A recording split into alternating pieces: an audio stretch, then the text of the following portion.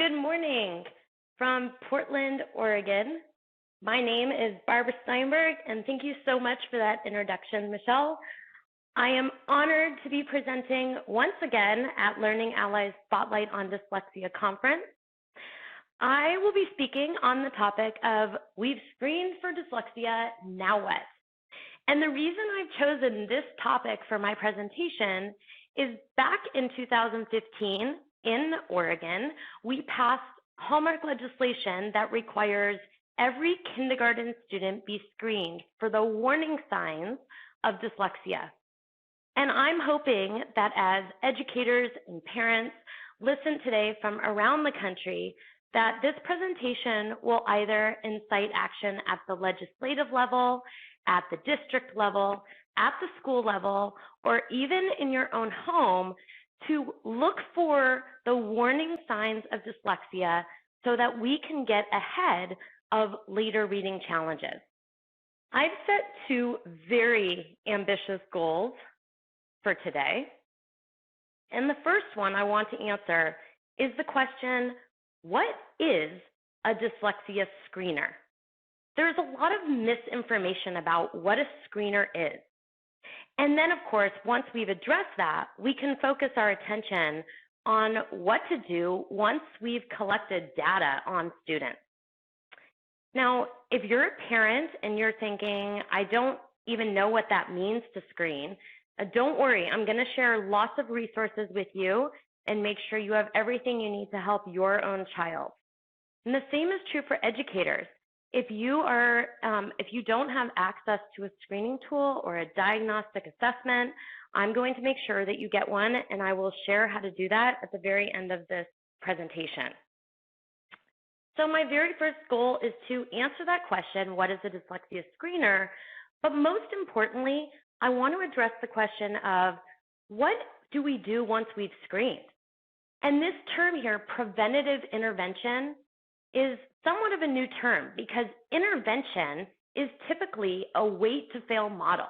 We intervene once we realize that something is quote unquote wrong. But when we do something that prevents failure, then it's preventative intervention. And the whole goal of screening for dyslexia in kindergarten is to provide intervention before students reach the point of failure. And to help drive that point home, I'm going to begin with an image.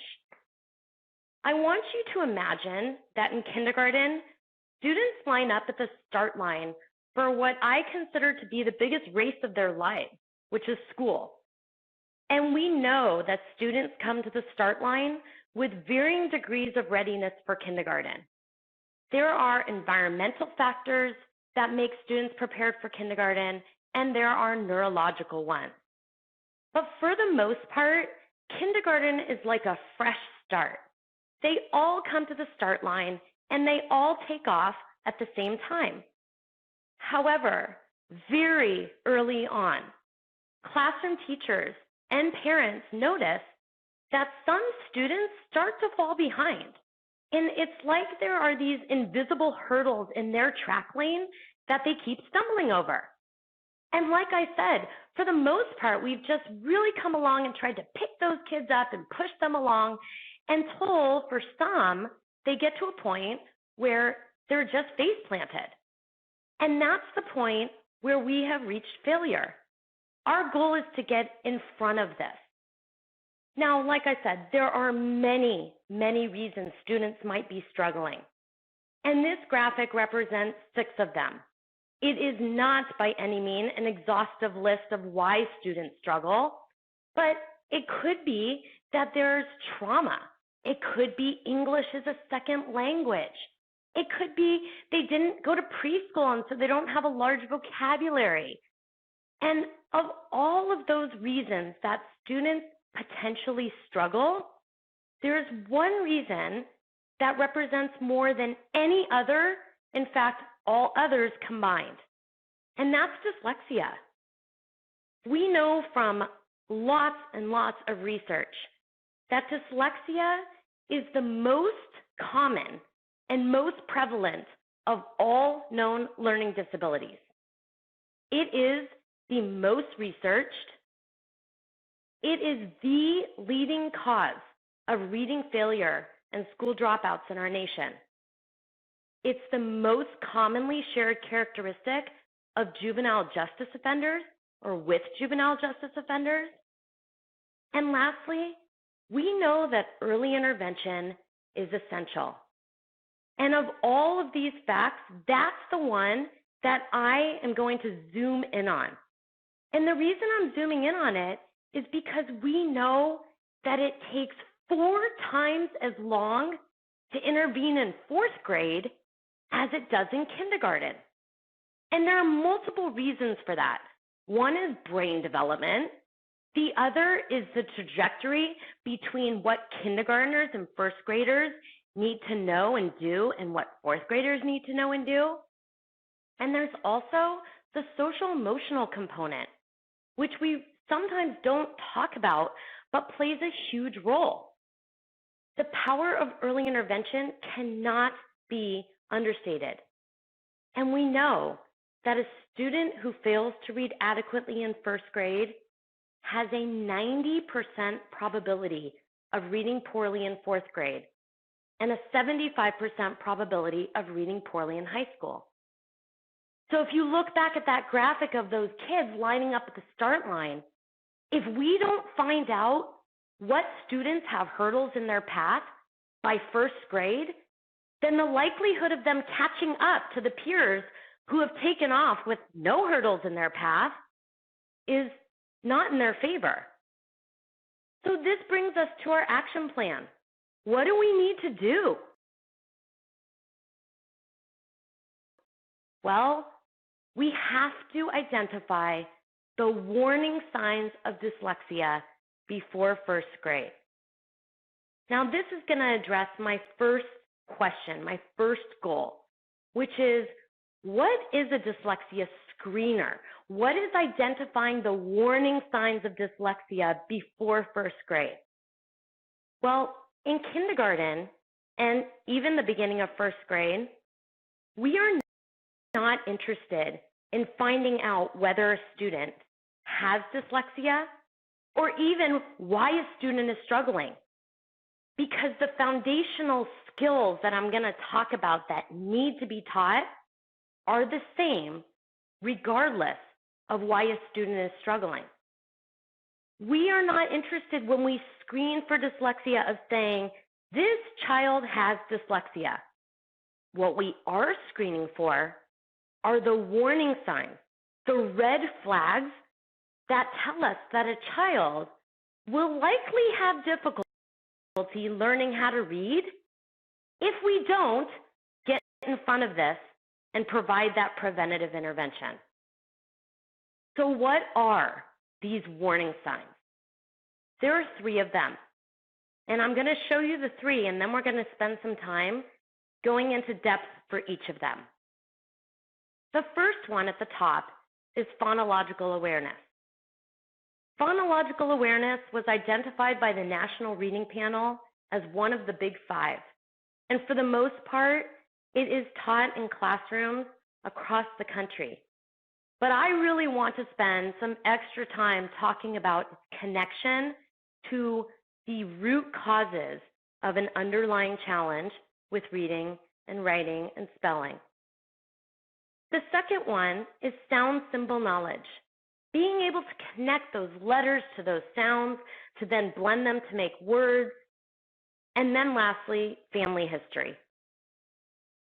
So let's start with the top of our pyramid here, which is phonological awareness. And to help us understand what phonological awareness is, I've decided to put in a short video clip from a website called understood.org. And so I'm going to play that for you, and then we will continue our conversation. Phonological awareness is an awareness that the words that we speak can be taken apart. And phonological referring to the sound system of language. It's something that we do auditorily. We're listening to words, we're listening to sentences. So it's not about what we're seeing, It's all about what we're hearing. Phonological awareness skills can be done with your eyes closed. Phonological awareness is a broad term that encompasses language in different sized chunks, if that's one way to think about it. So sentences can be taken apart word by word. So young children can clap or march to "I like ice cream," and we get them to really be able to take those sentences apart word by word. And once they get that concept, we can actually get them to clap the syllables in words that have more than one syllable. So elephant, giraffe. And when they can do that, we go to the next step where they have to actually break those syllables down into smaller units. Those units are referred to as phonemes. A phoneme is a speech sound. And before we even introduce kids to the fact that these sounds are represented by letters, again, at a listening and an auditory level, we want them to be able to take those sounds apart within a word. So like I said, understood.org, a wonderful resource out of the National Center for Learning Disabilities with lots of videos and other information that I recommend educators and parents refer to for answers to any questions you might have. So now I want to talk about exactly what you heard, which is phonological awareness, this auditory ability to take words and break them down into syllables and into initial sound and final sound. What is all this wordplay? Why is it so important? Well, lots and lots of research has concluded that phonological awareness is a strong predictor of long-term reading and spelling success. It's an even better predictor than vocabulary knowledge, than socioeconomic status, than intelligence. And we know that 90% of students who struggle with reading and spelling have a deficit in phonological awareness. They have a deficit in what I call the foundation of the reading house, long before they even learn what those letters are. If the deficit is in phonological awareness, it is going to be the best predictor that when they get to the point of reading and writing, they're going to struggle. Now, the best news is that phonological awareness is one of the few factors that teachers can really influence significantly. As a former classroom teacher, I often say to fellow educators that there's a lot that we teach that we know there's growth, but that growth, it's like watching grass grow. But phonological awareness is one area of instruction where if we know exactly what we're working on, meaning we can say on this stair step, we know that a student cannot hear syllables, and we're going to work on that, and we're going to do it in the way that we're going to talk about momentarily, that those connections happen for those kids, and on they go. And now that reading house has a really sturdy foundation that we can build on. So then the question is, how do I know if a student has a weakness? Well, we need to screen for it. Oops, sorry about that. We need to screen for it. And there are lots and lots of screeners and diagnostic assessments that look at phonological awareness. And as I mentioned, if you don't have one, I will get you one, tell you how to get one at the end of this presentation. I will send you an email with a diagnostic assessment that you can administer to your child, to your group of students, to find out exactly where on this stair step they fall. So let's talk about this stair step. As you can see, and as you heard from the video, phonological awareness is developmental. It has a developmental progression that begins with hearing the words in a sentence, which of course is most organically developed when students are read to, when we read aloud and we point to words in a book, and we're showing them rather implicitly that the words I'm speaking are represented by these lines and squiggles on the page. But to be a successful reader, a skilled reader, it doesn't end with just being read to. You actually have to start to learn how to hear what bat, cat, and hat start with. And that when I change the b, k, h of the at, it changes the whole meaning of the word. Because reading and writing English is about interchanging puzzle pieces of words to make new words. We don't memorize whole words. So if I administer a screener and I find out that a student needs extra support in one of these stair steps, how do I teach it? And what do I teach? So what I teach is just as important as how it's taught. Because if we don't have the appropriate type of instruction, it really doesn't matter if what we're teaching is effective. So let's start with the how. The first bullet point you see, which is in all caps, perhaps is the most important. And these are my two key words, explicit and systematic. What this means is that the student is working on a very specific skill and in a very direct way. There is no stone unturned. Now, to do this, a parent or a teacher really needs to know what skills a student needs to work on. Instruction in phonemic awareness has to move up those stair steps in a very sequenced fashion. And that's the second bullet point. You move through the developmental progression. So if I'm going to work on syllables, I'm going to make sure that my student has mastered syllables, and then we're going to work on hearing initial sounds in a word.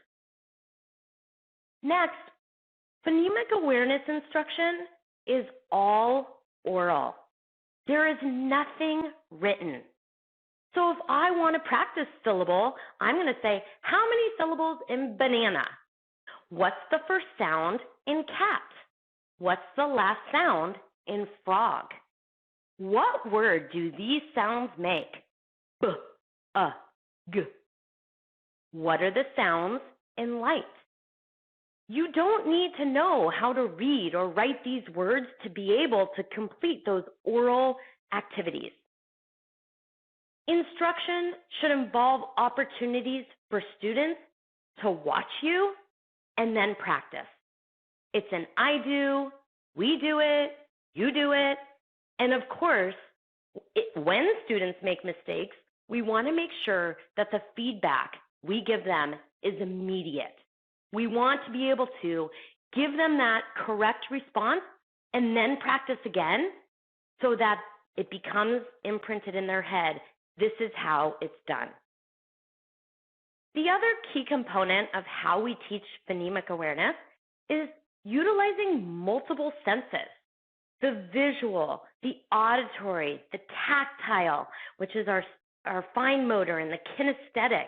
We know that multisensory instruction builds faster pathways in the brain, and to be quite honest, it's just great instruction. When you can hear it and see it and do it, you're going to make faster pathways in your brain. And lastly, I just want to reiterate that phonemic awareness is not taught with letters. That is phonics, and we will get there momentarily. So how do I do this? Well, I'm a very firm believer that a curriculum does not teach a child. A trained teacher or a dedicated parent teaches children. But curriculum provides the scaffold and the materials to teach something so that you don't have to just go out into the world and figure it out yourself. Now, there are two curriculum I want to highlight that teach the how and they teach the what. The first one is Haggerty Phonemic Awareness, which is available from Literacy Resources. This is essentially a spiral-bound book that provides a list of words in a sequenced way that qualified instructors can do with their whole group or their whole class or a very small group. It's a wonderful resource where direct instruction of phonemic awareness is taught for about 10 minutes per day for 10 to 12 weeks. This resource I recommend for every kindergarten, first, and even second grade general education teacher to do with their whole group. But what about the kids who need more, where 10 minutes isn't enough? What about the kids who need what we call Tier 2, some more preventative intervention? Well, there is another resource I want to share with you called the Dyslexia Toolkit. Now, don't be fooled by the name. It has the word dyslexia in it, even though we don't know for sure that they have dyslexia. But we know that teaching phonological awareness is highly correlated with dyslexia. And this toolkit is a game-based approach to teaching phonological awareness that comes with game boards and picture cards, and it can be used with a small group or one-on-one by an educator or a parent. And I'm going to show you where you can access information about both of these, again, at the end of the presentation. Again, I want to be clear that curriculum doesn't teach a child. And there's a wonderful article called Phonological Awareness is Child's Play. It's the kind of play that you can do in the car on your way to wherever you're going. Let's play words that rhyme. Let's play I Spy.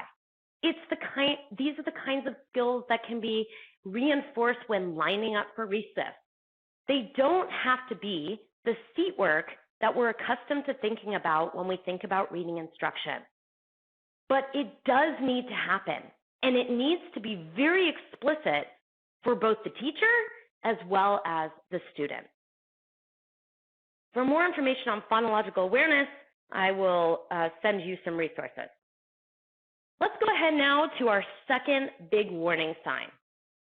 So if phonological awareness is the oral, then what's the written?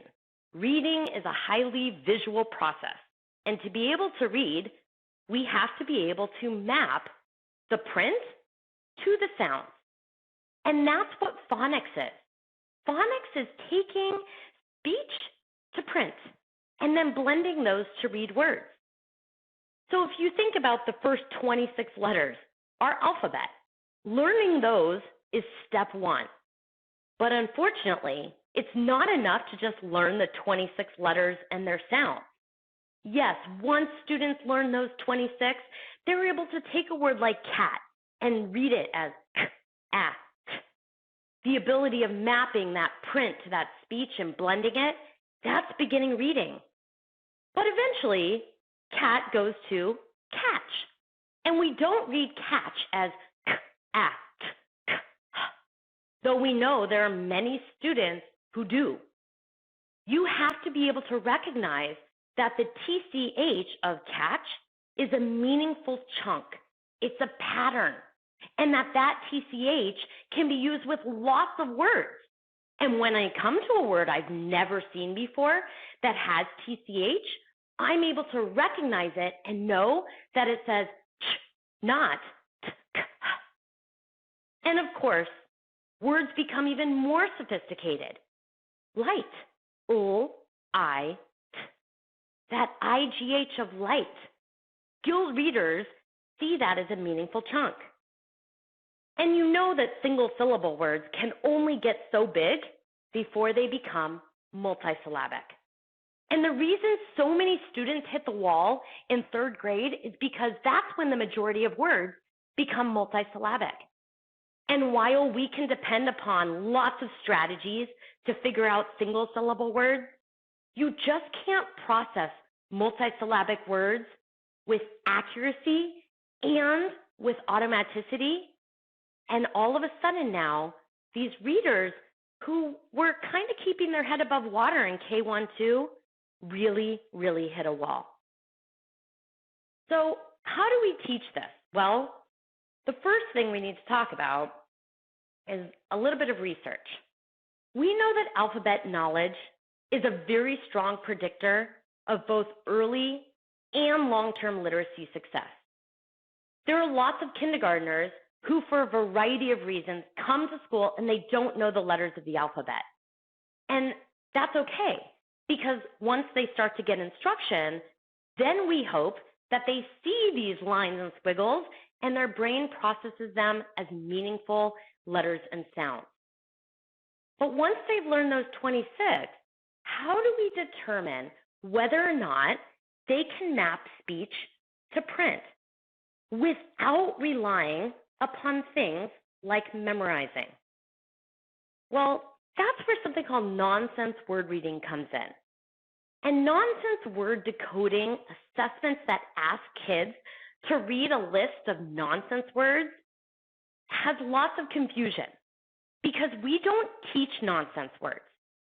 But when we ask students to read a word like JUV, which means nothing, we're asking them, are you able to tell me what these sounds are, specifically what the vowel sounds are? Because that JUV is the same pattern as that CAT.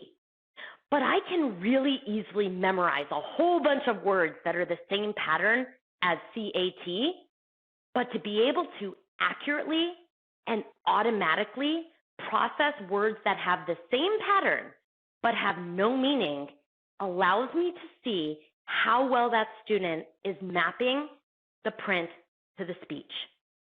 And this becomes the single best predictor of later word identification. Because if a student can't do that, read a word that has the same pattern as CAT, then they're going to have a lot of trouble going on to CATCH and LIGHT. Because our language builds in a very sequential way. So if I screen and I see that a student can't do this, what do I need to do? Well, I need to teach. And there are two primary tenets around teaching alphabet knowledge. The first one is the same as phonological awareness. We have to be explicit and systematic. We have to know exactly which skills we're working on.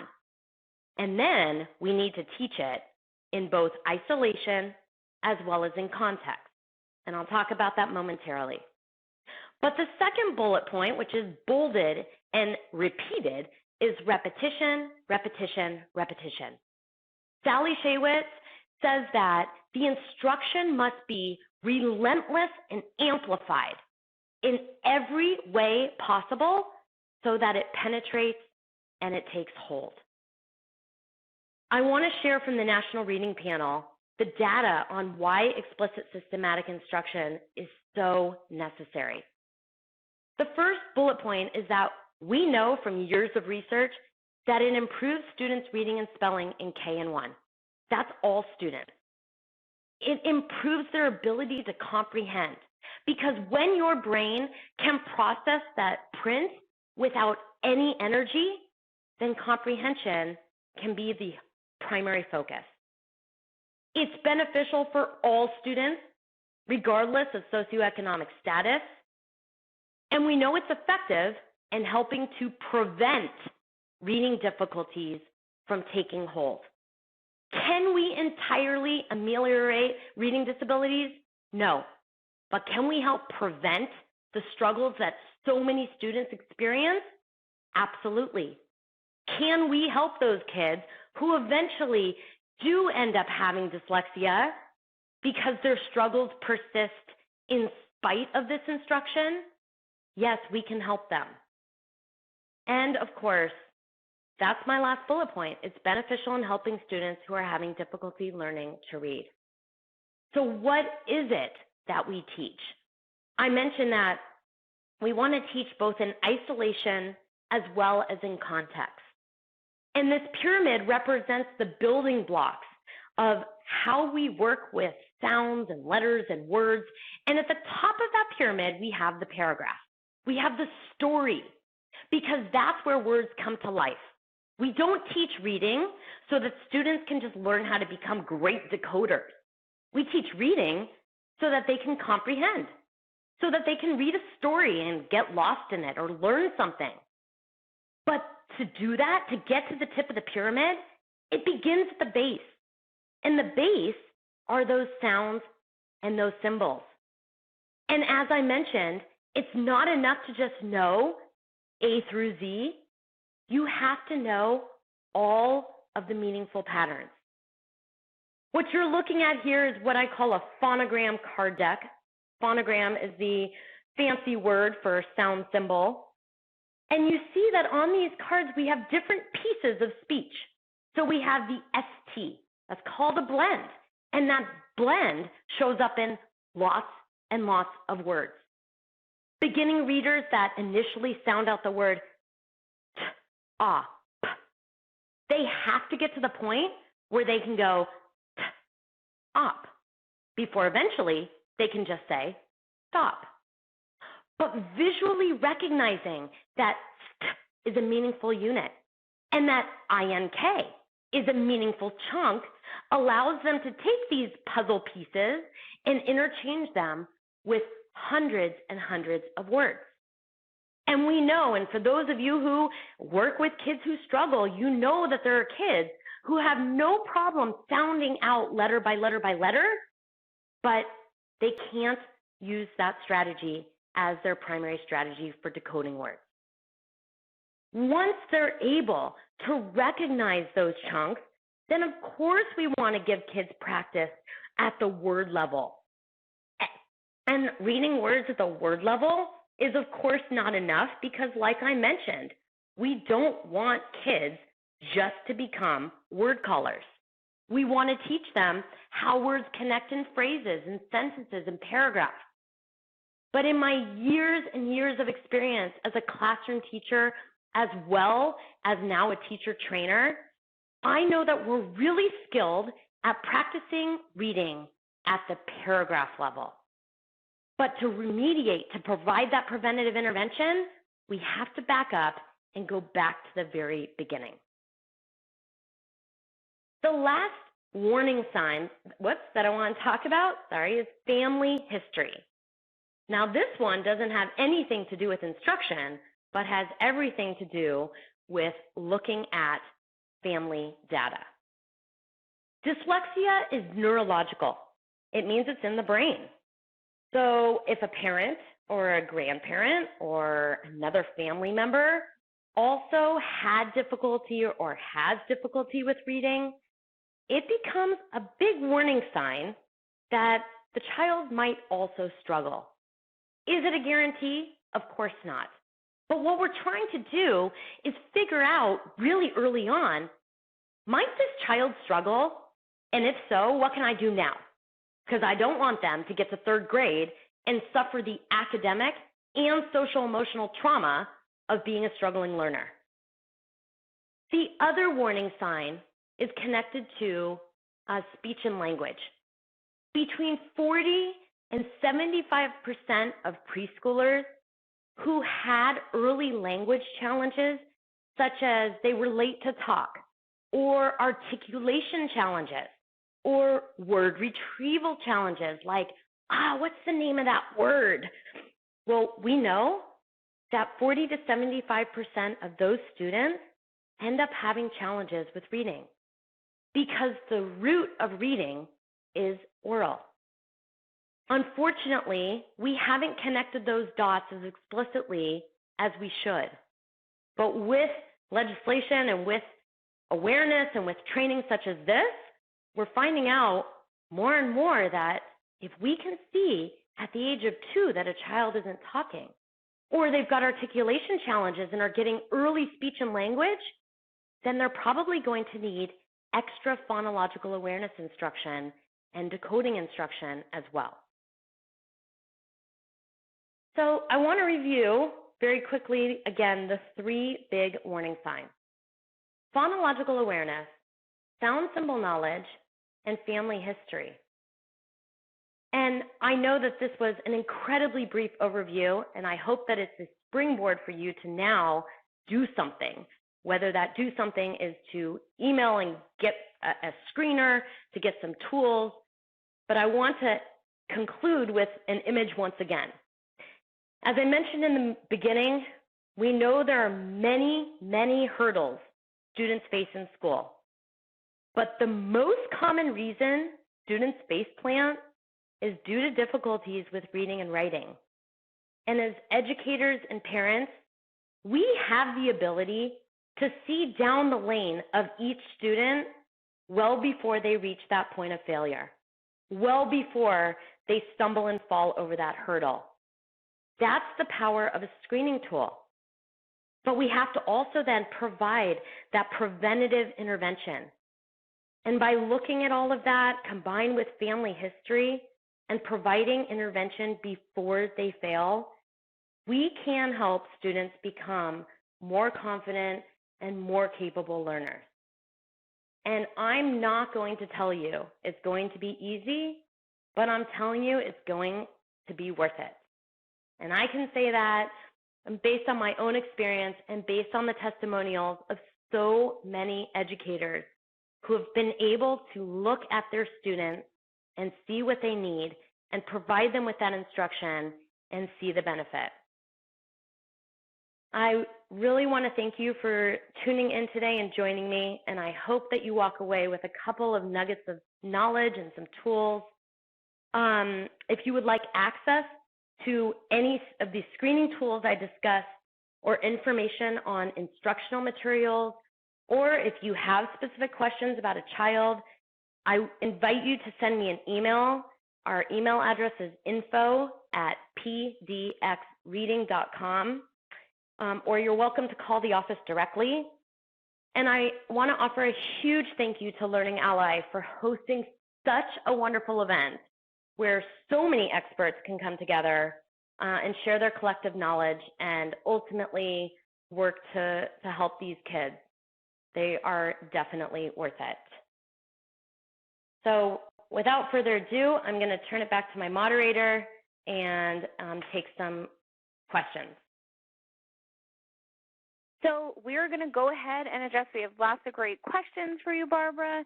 I'm going to go ahead and start reading them out. So our first question is from Susan.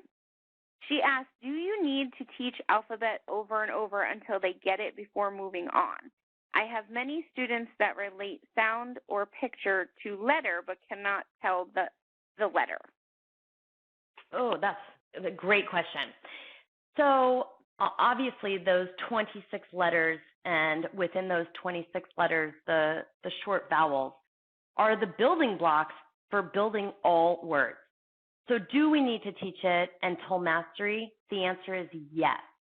So when we have students who have had exposure through probably the most common way of learning these, which is just looking at the symbol on a card, and they aren't able to imprint that in their brain, then we have to find another way to do it. And so often, especially for the kiddos who we end up finding have dyslexia, what they're not able to do is, let's say, see that letter A and recognize that it says A and its most common sound is A. And so by using a picture, not a picture that corresponds with the sound, like a apple, but literally taking a picture and putting it superimposed on top of the symbol, we're going to help a kid who can't see the symbol but can see the picture imprint that shape. So there's one resource that comes to mind. It's called Itchy's Alphabet. And there's a second one called Zoophonics. And both of those do exactly that. They take the apple, and if you can imagine the apple is the circle of the A, the stem of the apple is on the right side and becomes the tail of the A. They see the apple, and now all of a sudden they can recall the shape and they can recall the sound. So doing something over and over, I often say more of the same begets more of the same.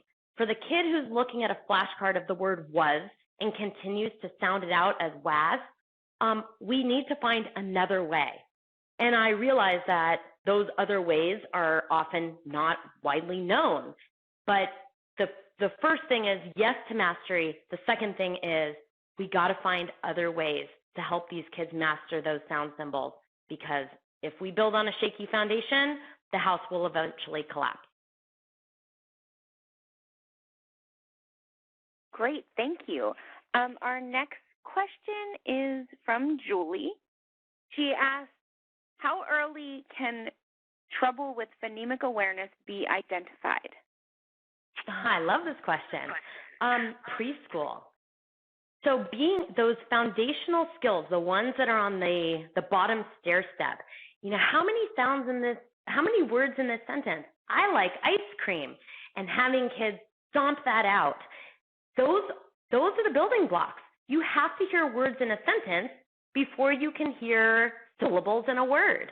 And so we should be teaching phonemic awareness in preschool. And we can absolutely administer, let's say, a screener, but we have to understand that there aren't screeners at this moment that specifically address phonemic awareness deficits, but skilled educators can recognize if a student can't hear those sentences within a word or clap syllables in their name, that we can intervene right then. And that's exactly what we should be doing. Thank you. Our next question comes from Jerome. How can a regular classroom teacher help a screened student? So a general education teacher, first of all, I want to just say that as a former general education teacher, I know that we have so many diverse needs for all of our students. And I, of course, am zeroing in on a specific need, and I respect tremendously how many balls you have to keep in the air at a given time. Obviously, the answer to this question is different based on the grade level we're talking about, but I'm going to offer one answer that is not grade level specific. And that is, when we think about supporting a struggling student, there is the intervention, which I consider the bottom up. But then there's the top down. And the top down are the accommodations. So when we think about a third or fourth grader who has been struggling now and can only read books at the second grade level, we want to make sure that they have access to text that's at their intellectual level. That's what their friends are reading. And that's, of course, where, coincidentally, organizations like Learning Ally bridge that divide. We can change a kid's life overnight by giving them audiobooks, whereas we know that instruction, it's herding cats. It's very, very slow. But there's one other piece that surrounds both of those, and that's the social emotional. And the social emotional is this wheel that students often feel like they're in, which is they work really, really, really hard. They eventually get success, and then somebody with totally positive intention says, I knew you could do it, and then they raise the ante. And the student's back at the start line, and they feel like they can never get their head above water.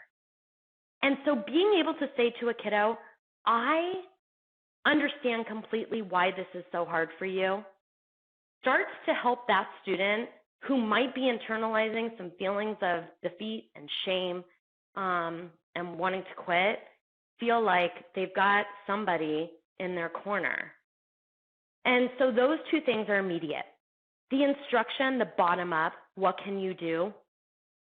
Again, it really, really varies by grade level, but the most powerful type of instruction we can provide if we only have 10 minutes with a group is going to be the instruction that is isolated, a specific skill, not reading a book together, not practicing reading a passage, but really working on one specific skill. Whether that skill is a decoding skill, like today we're going to learn the suffix ed. Ed makes 3 sounds, and it means something happened in the past tense. In 10 minutes, you can teach a mini lesson on that, and then students can go and practice. The same is true for phonemic awareness. Phonemic awareness instruction rarely lasts more than 10 minutes. That will make powerful moves for your kids.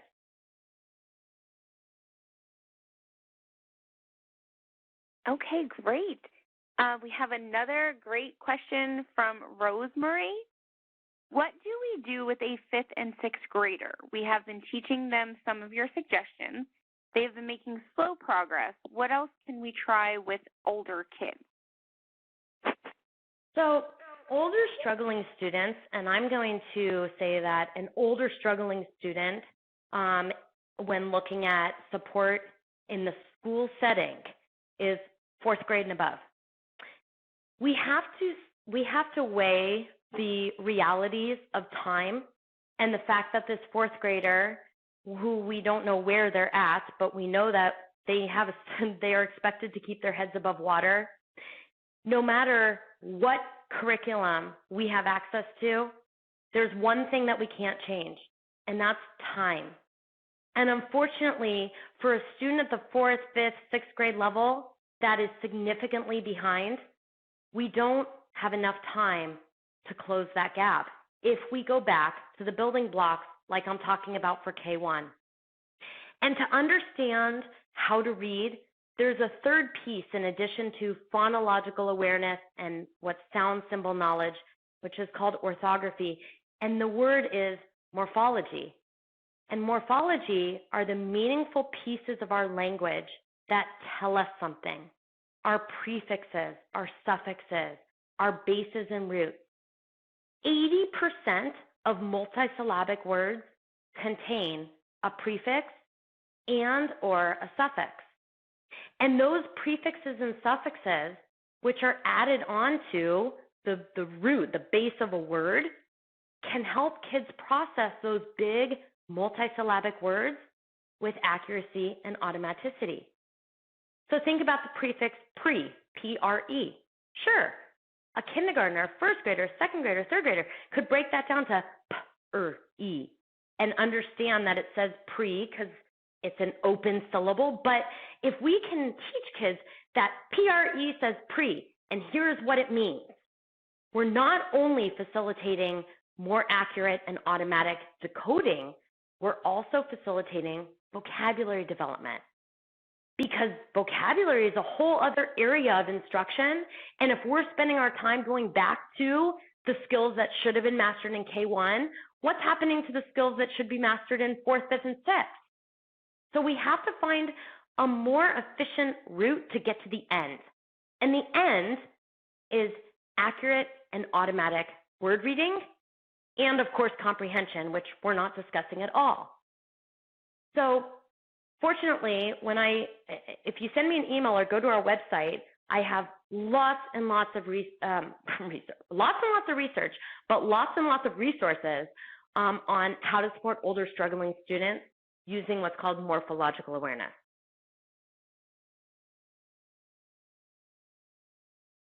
Thank you. And it looks like we have time for one more question. We have a question from Sumita. As a parent, if I recognize the signs, how do I communicate to my school? Which tests should they administer? So if you're a parent and you recognize the warning signs and you feel like you want your child evaluated for special education, this is where the confusion comes between are we screening preventatively in K1, or are we looking at a 2nd or 3rd grader who has had now a couple years of instruction and the struggle persists? If we're talking about the 2nd or the 3rd grader where they've received appropriate instruction, meaning evidence-based instruction, and their struggle persists, then that is the hallmark of dyslexia combined with a whole bunch of other signs and symptoms. In that case, you are absolutely in the right to request an evaluation. And if you receive pushback about that evaluation, then you can use some tools like the Department of Education letter to help you advocate for yourself. But if we're talking about a kindergarten student or even beginning a 1st grade student, they have not received enough instruction typically to warrant a full evaluation for special education. So that question really depends upon an individual student, but it is one of the most confusing pieces for parents who have their child, screened in kindergarten, and we see the warning signs, and they assume that means that they have dyslexia. It does not mean that they have dyslexia. It means that they have the warning signs of later challenges with reading.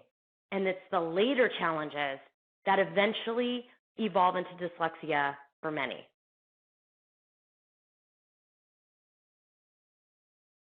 Wow, so much amazing information. Thank you. Thank you all again for attending. We are just coming to the end of our session. I wanted to, on behalf of Learning Ally and our event partner, EdWeb, we want to absolutely thank Barbara for sharing her knowledge and expertise with us today. I hope you all have a wonderful day.